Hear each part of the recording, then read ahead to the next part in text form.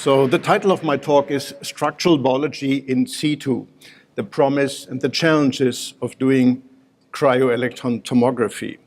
Now, why do we want to do that at all? I think traditionally structural biology takes an extreme reductionist approach. So cells are taken apart, the components are purified, isolated, purified, and then they can be studied by any of the methods structural biology has at its disposal.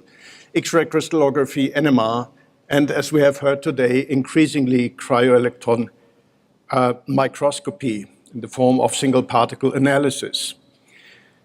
Now, I think at the same time, it's clear that very rarely discrete biological functions, cellular functions, are performed by individual molecules. They usually arise from the interaction between the many molecules inhabiting a cell. So there are some reasons, some strong reasons, compelling reasons, I believe, that we try to study molecules in their functional environment. And that is exactly the goal of structural biology in situ, studying macromolecular structures in their functional context, which means in an unperturbed cellular environment. Many of the most interesting molecular complexes in the cell are so deeply rooted in their cellular environments that they can hardly be isolated from cellular environments without affecting their structural integrity. And many other interactions in the cell occur fleetingly. So again, it is not possible to isolate them for studies using the traditional methods of structural biology. The method that enables doing structural biology in situ is cryo-electron tomography. I think at this stage of the meeting, and given the morning session, there's no need to explain the principles of cryo-electron tomography as indicated here on the left-hand side. So we have to tilt our object in the beam, obtain multiple images, and then combine them, merge them computationally to form a three-dimensional image. Cryo-electron tomography means the application of tomography to frozen hydrated samples, whether it's molecules or cells. So we combine the best possible structural preservation with high-resolution three-dimensional imaging. Now, the idea to do not cryo-electron tomography, but to apply electron tomography to unstained biological samples, that was around since quite a while. There was a remarkable paper by Hart published in Science in 1968. It was entitled Electron Microscopy of Unstained Biological Material, the Polytropic Montage. And as you read the abstract, it's clear what it describes is nothing else but tomography. And the final sentence of the abstract says, preliminary results indicate that one may thus study unstained, unshadowed biological material at high resolution. So the vision of doing the type of thing we are doing today has been around for quite a while. The problem is that for a vision to become reality, also the technology must be there, and the technology was not available until basically, I would say, the late 80s. The main problem in doing cryo-electron tomography is the radiation sensitivity of biological samples. Now, I should say that Hart was able to show us something at the time, but it was a freeze-dried cell and a tomogram of a freeze-dried cell, and the paper had little to no impact because there were simply no recognizable features in the tomogram which it took at the time. It was the combined effect of drying and collapse after drying and radiation damage. Now, the solution to the problem is simply, well, the physical principle is dose fractionation, meaning that essentially the entire allowable electron dose has to be distributed over as many projections as it takes to reach a certain resolution in tomography. Now, and that in turn requires the automation of the image acquisition. We started to work on that in the late 80s, and it was in, well, 91, 92, that we were able to demonstrate that one can, by using automated image recording, collect tomographic data sets with a dose that is small enough for frozen hydrated samples. Historically, this was the first cryotomogram we ever published, a very humble beginning, I must say, lipid vesicles embedded in ice. But it demonstrated the feasibility of the whole thing. Then we went a little bit further. We encapsulated in the liposomes actin, we polymerized it inside, and I'm showing it only to make the point. This on the right-hand side, this is a slice through a tomogram of such a vesicle. You see that the signal-to-noise ratio is not great, and as a consequence, one has to apply image processing techniques which improve the signal while minimizing the noise level. So methods, we began to develop methods called denoising. Now, more powerful than denoising is when we have repetitive features enabling us to extract computationally features from the tomograms, and you have heard about that in the morning session quite a bit, and then average them with procedures similar to those used in single particle analysis. I think the first example of doing something like subtomogram averaging, as we refer to it, was early work here on herpes simplex virus, about 15 years ago, a bit more than that, because here we have in the virus particle, which is non-symmetric, and we have a capsid, which, because it's icosahedral capsid, allows to do some averaging. And as we can do the averaging, we improve locally the signal-to-noise ratio and the resolution, but we can place it back then precisely into the context. And much of what we see in the course of my talk has been done with exactly those methods. Now, for quite some time, basically until, well, less than 10 years ago, cryo-electron tomography was restricted to relatively small objects, such as viruses or prokaryotic cells. In that case, the application of tomography is relatively straightforward. We can look at them in toto. However, we were keen, of course, to develop tomography into a tool for cell biology. So we began roughly in 2000 to grow all sorts of cells directly on EM grids. You see the bars of the grid here, and you see dictyostelium cells, wandering around here on the grid. So we can plunge freeze them and look at them.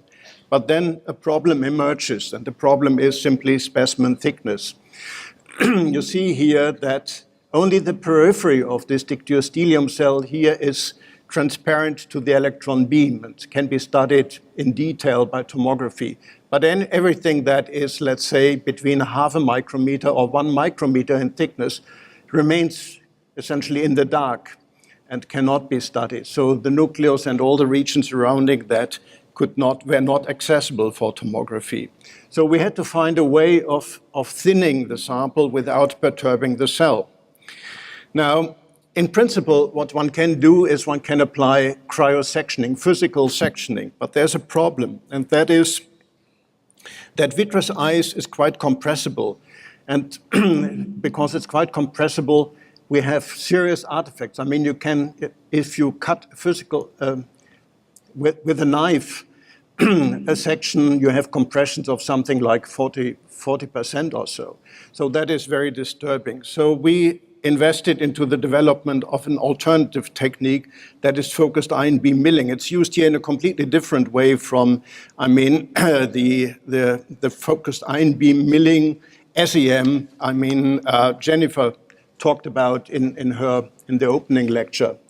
Now, what we do here, so what we see here is, again, a cell sitting here on the grid. We have a dual beam instrument. We have an SEM just to observe what we are doing and to have a look at the sample, but not really for imaging in detail. But then we have a focused ion beam, which then ablates material in a way that we open kind of windows into the cell without any compression. So the preferred geometry here is to ablate material from above and below and to create what we call a lamella. Such a lamella is, let's say, 20 by 20 micrometers, and it's typically then in thickness 200 or so nanometers. It's supported only by the surrounding ice. So in a way, we open a window into the cell.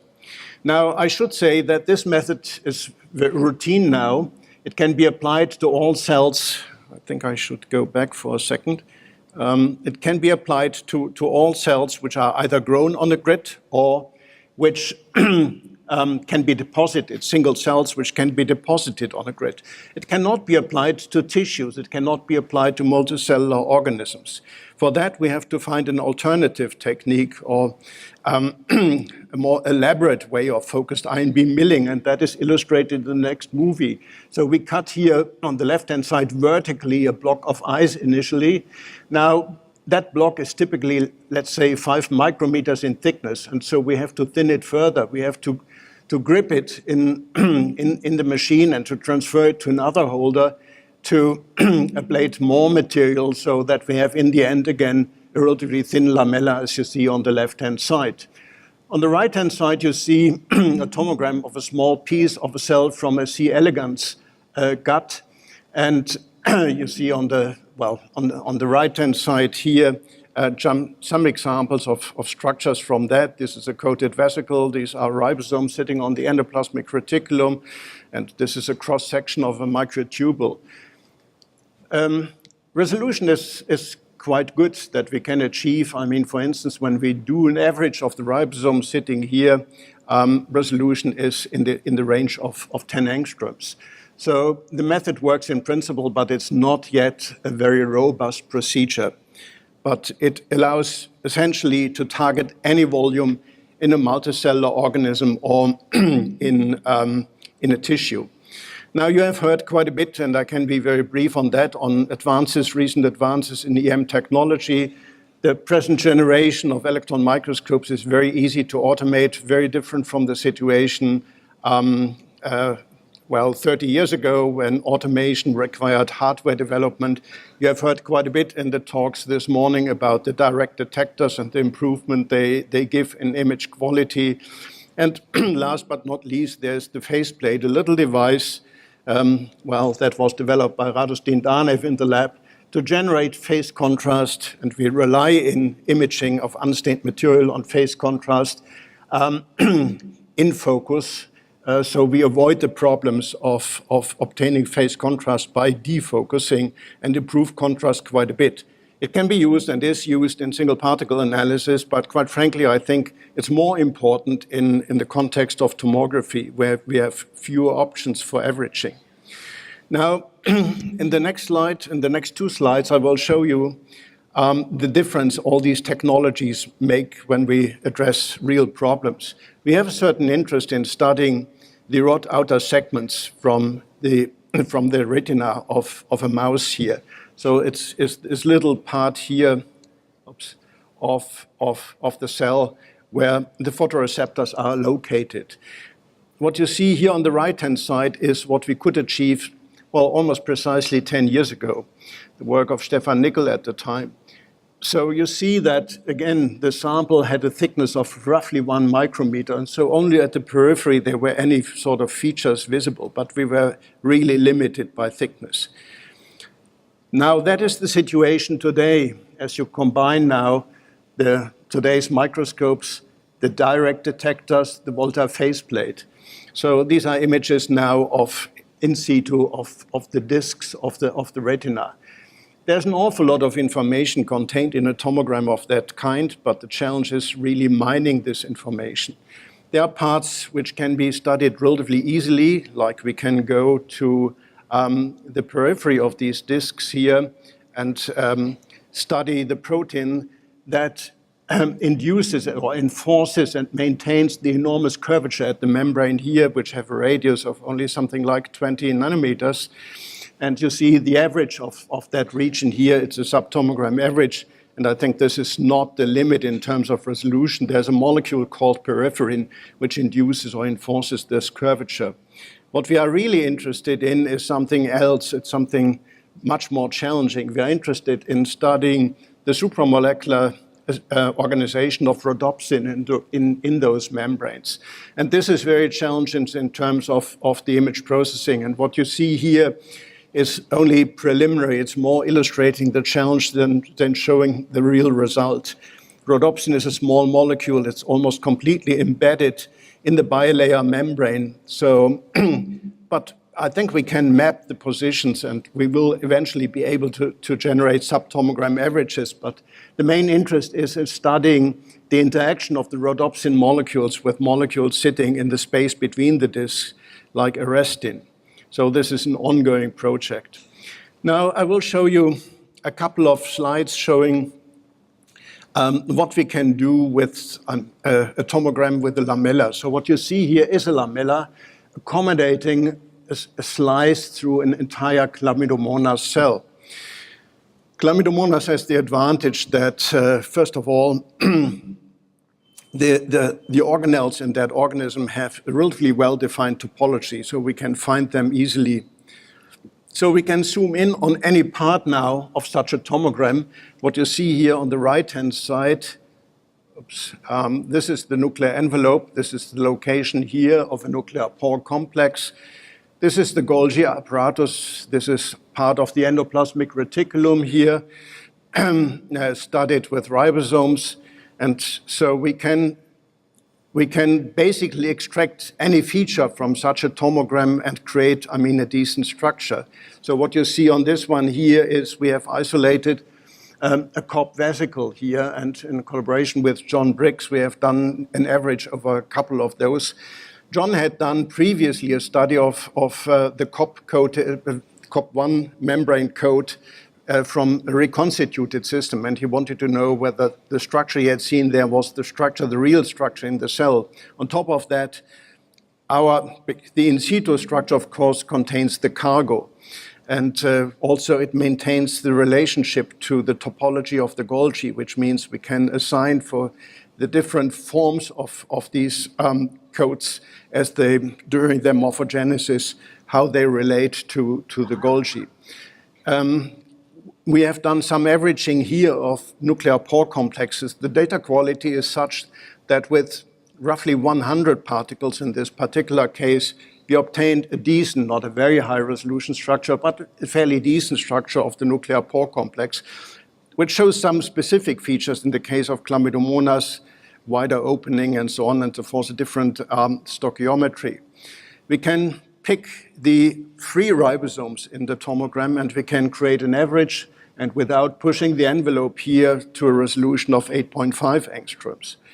We can, and that is more interesting, we can go now to an organelle such as the chloroplast in this case, and again from only something like 400 or so individual ribosomes in the chloroplast, we could obtain a decent structure, well, not very high resolution, but 15 angstroms.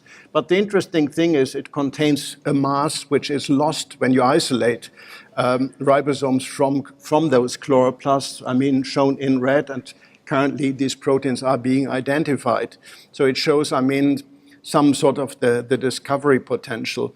With, ribosomes bound to the ER, one can push resolution quite a bit further. Stefan Pfeffer has done that in the lab, to a resolution which is good enough that we see the translocon, the protein conducting channel, with a resolution that is good enough to show the alpha helices. The next series of slides is work done by Julia Mahamid in the lab that is studying what we call the nuclear periphery. So we have grown HeLa cells directly on a grid here, and what you see stained is the nucleus. Oops, there should be, well. In any case, we have cut lamella, which is at the nuclear periphery. And what you see here in this slide is as we move essentially from inside the nucleus to the outside of the nucleus. Well, this should not, well. So on the top you see, at least those in the front might see, we see individual nucleosomes, so resolution is good enough. It should allow us to perform a segmentation and providing some insight into chromatin organization. Next, as we approach the nuclear envelope, we have the meshwork of the nuclear lamina. Then there are two images, well, without any averaging, with any post-processing of the nuclear pore complex, first on the nuclear side, then on the cytoplasmic side. And at the bottom, we are now on the outer surface of the nuclear envelope, and you see the ribosomes, how they are arranged here in polysomes. Now, we can analyze all that a little bit further. On the left-hand side, you see images of individual nuclear pore complexes. On the top is one that was taken without the faceplate, here with the faceplate. Now, that is important in the sense that with those data, we could obtain an average, which is, again, not the highest resolution, but a quite respectable resolution, by averaging over only 6 individual nuclear pore complexes. And I think one can improve data quality to the level that we can truly look at individual nuclear pore complexes, which is important given the variation which we see in terms of the diameter of the nuclear pore complex, probably, of course, related to its functional cycle. On the right-hand side, there are a few images of the polysomes and their organization on the membrane. So all that is summarized in this, in this image here, where we see in the background a bit of the chromatin, then we see the meshwork of the nuclear lamina, the nuclear pore complexes, in red the actin filaments, and the polysomes sitting on the surface. So that is what we can currently do. Now, I will, for the remainder of my talk, focus mainly on the biological systems we're interested in, and as Shankar mentioned, that is protein degradation. I think this is a very simplistic view of the protein degradation pathway in eukaryotic cells, and the main player is the 26S proteasome, a 2.5 megadalton complex sitting here, which operates at the downstream or executive end, as we like to call it, of the ubiquitin pathway of protein degradation. So it recognizes and degrades proteins marked for destruction by ubiquitination. It generates peptides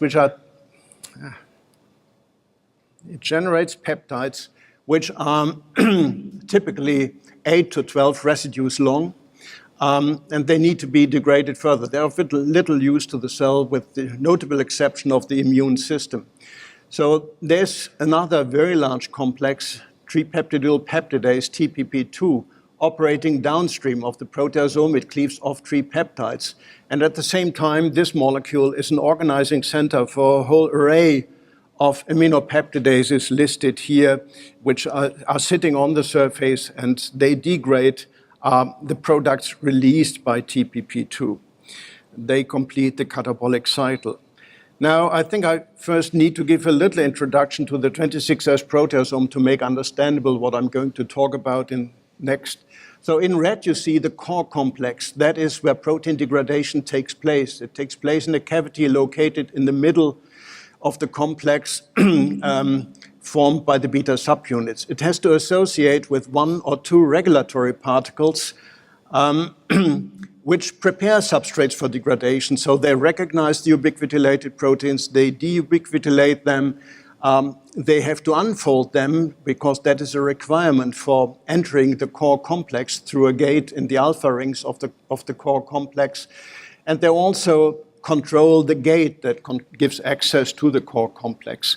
Now, that is a structure. I mean, I think it shows the power more of single particle analysis. I think hundreds of man-years have been spent on trying to crystallize the 26S complex. We had obtained a crystal structure of the core complex already in '95.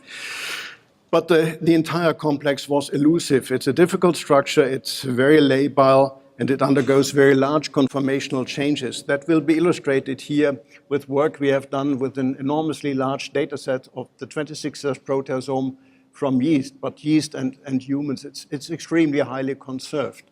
So during its functional cycle, the complex undergoes very large-scale conformational changes. So we have the ground state in which it's not dealing with substrate. We have a commitment state in which the molecule has bound the substrate but is not yet degrading it.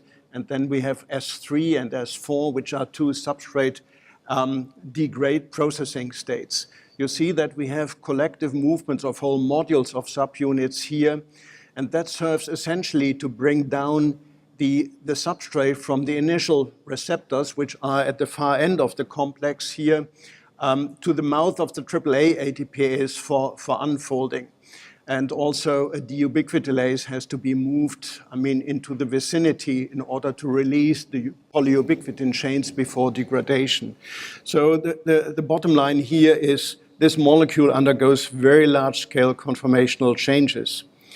Now we move to studying the 26S proteasome in situ, and we started with that with hippocampal neurons. So you see essentially the type of specimen we are working with, hippocampal neurons grown directly on EM grids. I should say that this study a few years ago was done without fibbing. So we took the tomograms of the full thickness of hippocampal neurons. They are relatively thin, but something like 700 nanometers, this region here. So what you see here is on the left in these two boxes, just magnified versions of 26S proteasomes in situ, and you will recognize immediately the characteristic shape of the 26S proteasome here. So now I have to say that only if they are in a favorable orientation with respect to the beam, the molecules can easily be recognized. But of course, in the cell, they occur in all possible orientations. So we have to perform computationally an exhaustive search with a template which is moved through the volume to identify the proteasomes in all the orientations in the cell. And once we have that, we can generate class averages, we can do a reconstruction. Now, that was the first reconstruction in situ of 26S. So on the left-hand side, you see the global average. This is a bit tricky. The global average here, and you see immediately that at the bottom, the regulatory particle looks quite a bit weaker than at the top. And as we do in the top row, a variance analysis or a variance map, you see the main variance is the presence or absence of one regulatory particle. But at the other end, at the top, I mean, there are also some distinct changes. So we can do an image classification as in single particle analysis. And what it reveals is basically, and surprisingly, because the biochemistry has been misleading there, that in situ, only roughly, 27% of all particles are double capped, as we call them, have regulatory particles on both ends. Now, the regulatory particle we can further dissect into variances, and the variances are, as you see on the variance map on the top right, are quite distinct. So we can separate essentially, and by correlation with the high resolution structures we have, we can say which particle is in the ground state, those are the green ones, and which one is in the substrate processing state. Now, the nice thing is we keep track of each and every molecule's position in the cellular context, and so we can map them back and we can say, well, this proteasome is single capped, double capped. We can infer from the conformation whether it's dealing with substrate or not. Now, we also wanted to map then in the same data set TPP2. Now, what you see here is that was before the resolution revolution, a pseudo-atomic structure we have generated using a hybrid approach. On the left-hand side, we had done a crystal structure of the building block of TPP2, which is built only from one type of polypeptide chain, and the building block is a dimer. And so we had, at that time, obtained a 7-8 angstrom cryo-EM map, and we could dock, of course, now this relatively large module into that map to obtain a structure. Very similar to the proteasome, the active sites, which are in the N-terminus here in this region here, are deeply buried in a chamber inside the complex. Now, we can go back to the tomograms and search for TPP2. Now, the problem is TPP2 is a low abundance protein, so the molar ratio of TPP2 to proteasomes is roughly 1:40. And so typically in one tomogram, we find one TPP2, which means in order to obtain a structure in situ, we had to collect a large number of tomograms. But given the quality of the data now, I think 70 tomograms provided us with something like 90 particles and allowed us to obtain a respectable, even though not a high-resolution structure of TPP2. The interesting finding is that we have in the cell what we call degradation centers, and that was something that was also kind of a surprise. And TPP2 is always surrounded by clusters of 26S proteasomes, so they are in close proximity. Now, the proteasome itself, again, in the cell, they are not evenly distributed. They form, again, what we call degradation centers. So we looked in Chlamydomonas, in this case here, and on the left, in the bottom, you see that in the cytoplasm, they always form the clusters. These are the red particles there. They form the clusters in the vicinity of the endoplasmic reticulum. So there are regions on the surface of the ER which are devoid of ribosomes, but instead they are covered with clusters of 26S. There's CDC48 also as always in the vicinity. So this is the visualization, we think, of the ERAD system. That is an ongoing analysis. We did a deeper analysis of those in the nucleus. I think not everybody might be aware of the fact that the nucleus is a major protein degradation compartment. Many misfolded proteins are imported into the nucleus for the purpose of degradation. Now, in the nucleus, the distribution of proteasomes is different. You see that in the top, and you see it on the diagram here on the right-hand side. But basically, all proteasomes in the nucleus are in close vicinity of the nuclear envelope.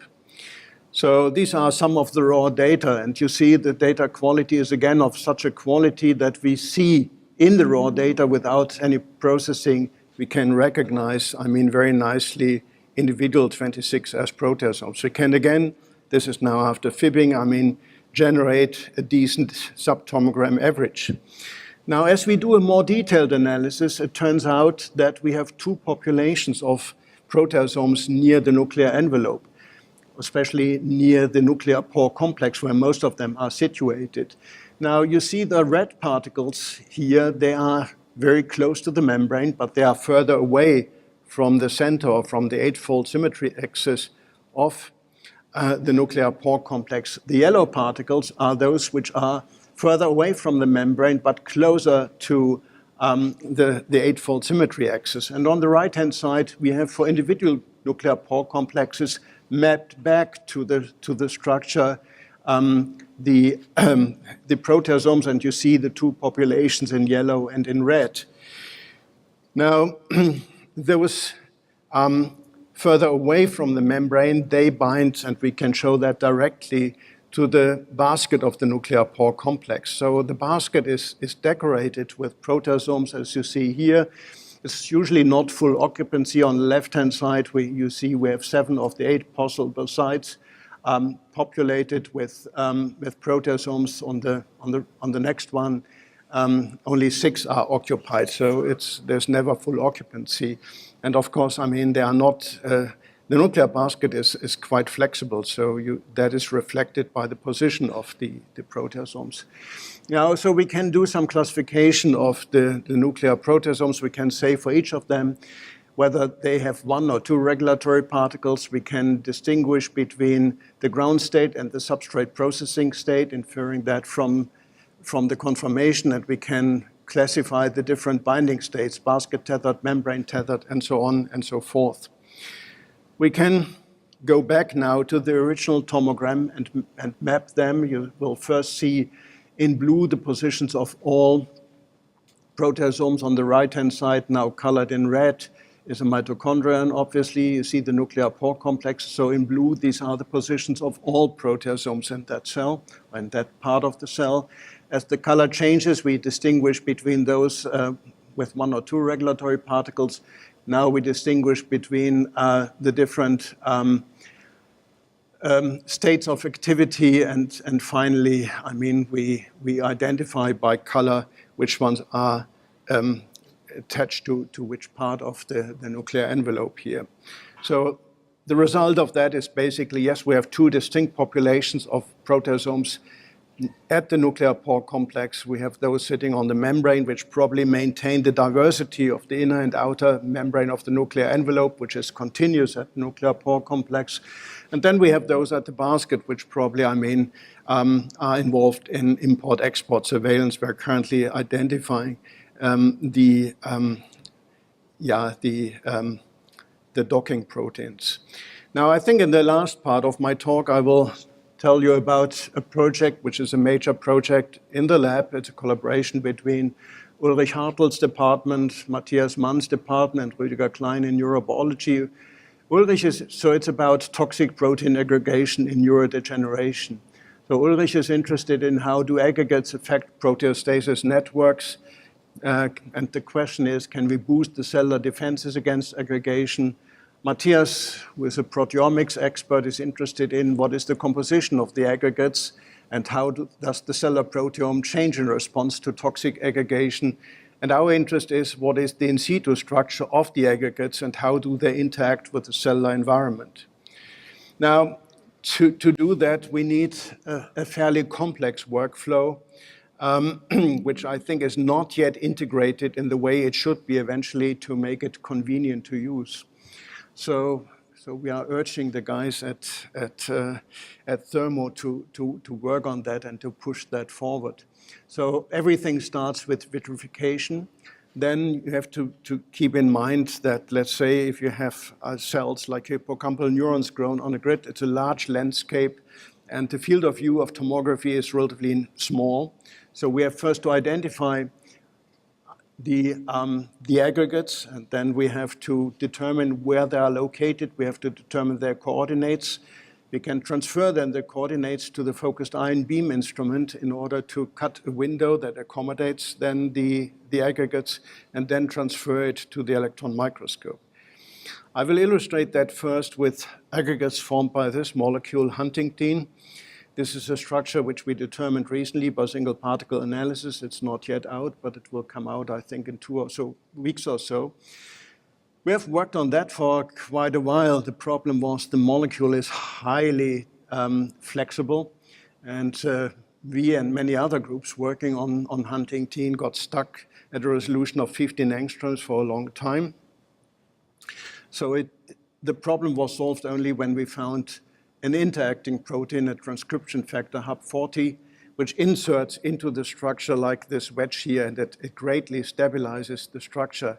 Now, the point is, the thing that is interesting for neurotoxic aggregates is a piece that is not visible in the structure. There's only a small part of the molecule invisible, otherwise it's the full-length structure, but the polyQ repeat, which is critical for the toxicity, is remained invisible. We know where it attaches, so it must be highly flexible. So this, I mean, was a construct with a short polyglutamine repeat, but in order to be toxic, it has to be a relatively long one, more than 40 or so residues. Now, we expressed huntingtin in hippocampal neurons, and what you see here is, so we had labeled the huntingtin with GFP, and so the next step is to identify then a cell that is relatively isolated from not so densely covered on the grid. Then we can look at it in the SEM, and then we can cut a lamella here, and we can confirm by going back to the fluorescence microscope that the lamella contains the aggregate. Now, that is the final lamella, and now we go into the aggregate in a primary neuron here. So I should say that, I mean, the fibrils that form this meshwork of, well, it's a radial arrangement of these fibrils would hardly be visible without the faceplate. They are only 3.5 nanometers in diameter here. But the main finding with that is that the aggregates interact very strongly with the endoplasmic reticulum, which is the structure in red. And you see that the endoplasmic reticulum doesn't look very healthy. It's fragmented in a massive way, and that leads to the liberation of ribosomes, shown in green here. The interesting thing is that the ribosomes remain all at the periphery of the aggregate. I'm showing that or emphasizing that because it's very different from other aggregates I will show you in a minute. Now, I think the mechanism of disrupting the ER is not quite clear. The interesting thing is wherever the fibrils of the huntingtin filaments touch the membrane of the endoplasmic reticulum, they change the curvature of the membrane in a dramatic way, and that eventually leads to disruption. And you can recapitulate that if you want to in a synthetic system. The next example, I think, is even more interesting, and that is a system that recapitulates the symptoms of ALS. So essentially, we use again a relatively simple model system. It contains a synthetic glycine-alanine repeat. But this model system forms then in cells, when expressed in cells, very clearly aggregates similar to the natural thing. Now, this is now a tomogram through a polyglycine-alanine aggregate in primary neurons. Now, at a glance, it looks maybe a little bit similar to the Huntington aggregate, but there are very profound differences. The first difference is that it's not fibrils, as you will see in a second. And moreover, whereas in the Huntington case, basically the entire aggregate was devoid of any macromolecular structures, this one is densely populated with macromolecular structures. You see on the raw data just, these many little dots interspersed between the aggregates. So the first surprise, no, these are not fibrils. These are ribbons or sheets, polymorphous ribbons or sheets that form these aggregates here. The second one is, then we picked all the particles inhabiting the aggregate, and we did in an iterative procedure. This was quite a bit of image processing. Did a classification and averaging of all these particles sitting either at the periphery or within the aggregate. So you see immediately everything in green here turned out to be 26S proteasomes. So they are, well, I think this may be one mechanism. Obviously, they deplete the cell of a major component of the protein quality control system. But as in Huntington, the ribosomes, shown here, for instance, in yellow, and TRIC, which is the main chaperonin of the eukaryotic system, they all remain, again, outside. They cannot enter the aggregate. Now, we analyzed that a little bit more deeply. So what you see here are averages of the many proteasomes. Now, I think the subtomogram averaging became pretty straightforward because we have a 40-fold concentration over the normal cellular density of proteasomes. The green ones are, again, those in the ground state. So you see here roughly half of the particles, or a little bit more than that, is not engaged in dealing with substrate. We can, from the, so resolution in this case is now currently it's about 10, 12 angstroms here. I think we can push that quite a bit further. I think we will probably get to 7 or 8 here. So then we begin to see helices again. On the right-hand side in blue, those are those which were identified as being substrate processing based on the conformation.